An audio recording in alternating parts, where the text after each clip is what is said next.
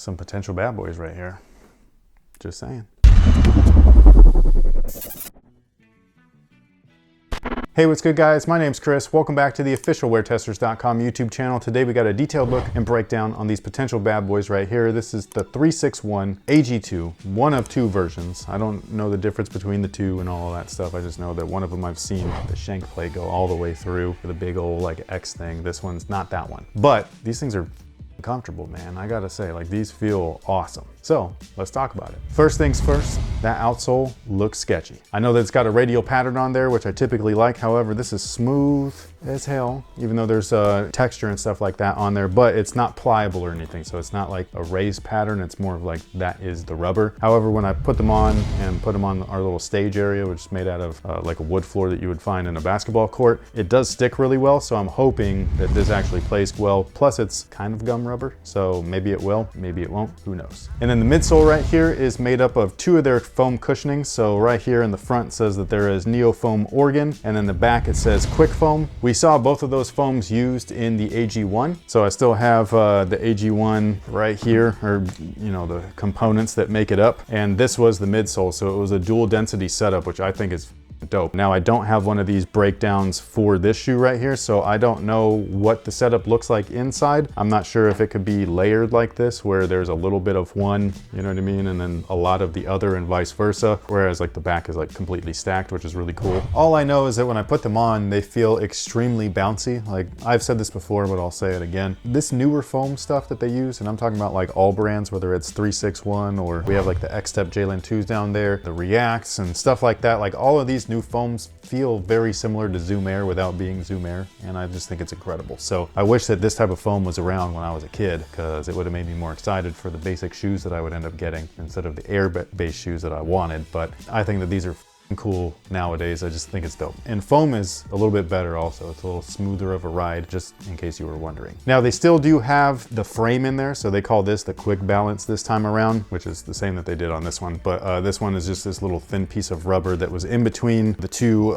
different types of foams and stuff like that. This one's a lot bigger and a lot beefier. It's a harder plastic on top of that. It also is kind of like a torsional piece, and so all of that support should stabilize the super bouncy foam, which I think is dope. The first AG1 also had one of these shank plates. This one's a little bit different. It's blue and it looks like a completely different shape, but there's still a torsional piece in there. There's also the AG1 Pro that had the carbon fiber and everything, which would have went there. I don't know if these will have a Pro version. Again, there's two versions of these. One looks like this. The other one has more of a hollowed out like X quick balance frame and all that stuff. So I don't know what the difference is outside of that. I just know that the Pros had like beefier materials like leather. And then there was a light where it was like a mesh build and all that stuff. It's crazy. So many shoes just for one model.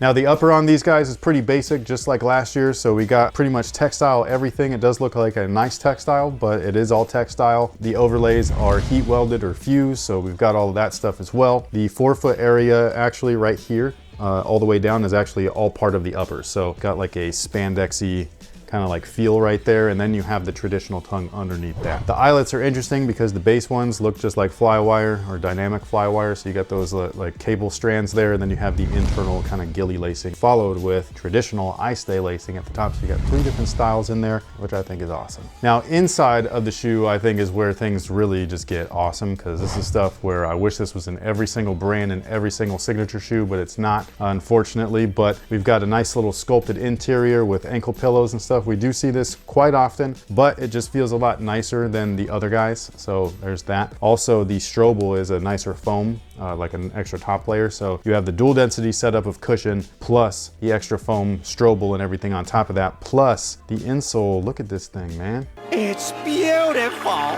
Like, this just looks comfortable. Like, this is awesome. Now, as far as sizing is concerned, they do fit true to size. So whatever you typically wear, that's exactly what I would order. However, there is a small thing to say about the sizing, the way that it's listed. I wear a US size 9 and damn near everything that I get, and that in Euro size is a 42.5. Now on this box right here and on the inside label, it actually says 43 as far as the Euro size goes. So I don't know what the deal is with that. I just wanted to let you guys know. It does say say US size 9 inside. We got these from Famuji Sneaker. I believe that they're listed there in US sizes, so I would probably just go with that size if you're gonna go in order. So if you wear a 9, just order a 9, and that way you don't like get it messed up. But if you wanted to know I don't know why it says China. I thought that was supposed to be like centimeters, right? Yeah, I think so. So yeah, the centimeters is 265, but that's not normally how it's like listed and stuff. Let me grab a different shoe. Oh, I guess it is CN is China. I always thought it was centimeter, so we're learning. Yeah, there is a centimeter. There's a separate one? Yeah, so like on these it says US size 9, UK size 8, Euro 42.5, centimeters 27, BR. I don't even know what that is. Is that Brazil? No, let's not make ourselves look too stupid. So, let's not guess everything that it could be. Yeah, it's 40.5, and then CN is 270, which again, this is 265. So that's weird. So it's less CN, but higher Euro, but equal US. Got some algebra going on here. This is the world's hardest math problem. Yeah, so what I would do is just go with your US size, whatever that might be. Keep it simple, right? Yeah. Right. What do you think about these? I really like the look of them. Like, I like the Oh, outsole. really? I like the whole galaxy being there. I think is fun. There's a bunch of weird stuff on the top, but like, it just looks cool. People are gonna freak out about that eye though. The eyeball. Oh, the conspiracy theorists. I got some too on my ears. Illuminati. You didn't know, but now you do. She tricked me. This isn't love. But anyways, if you were interested in these, we did get them from Famuji Sneaker. We'll have a link down below in the description box along with a small promo code. It'll give you a small discount.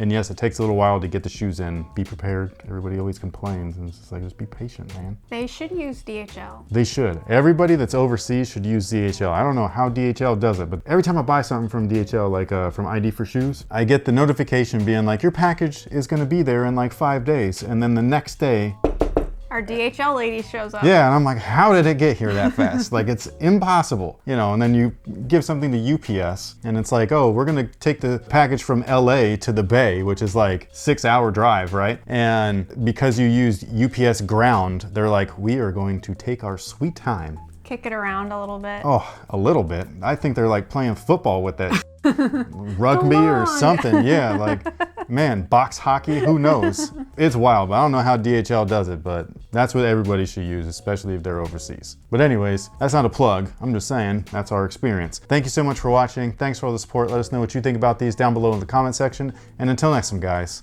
Oh, I'm so sorry. I'm sorry. I look so stupid.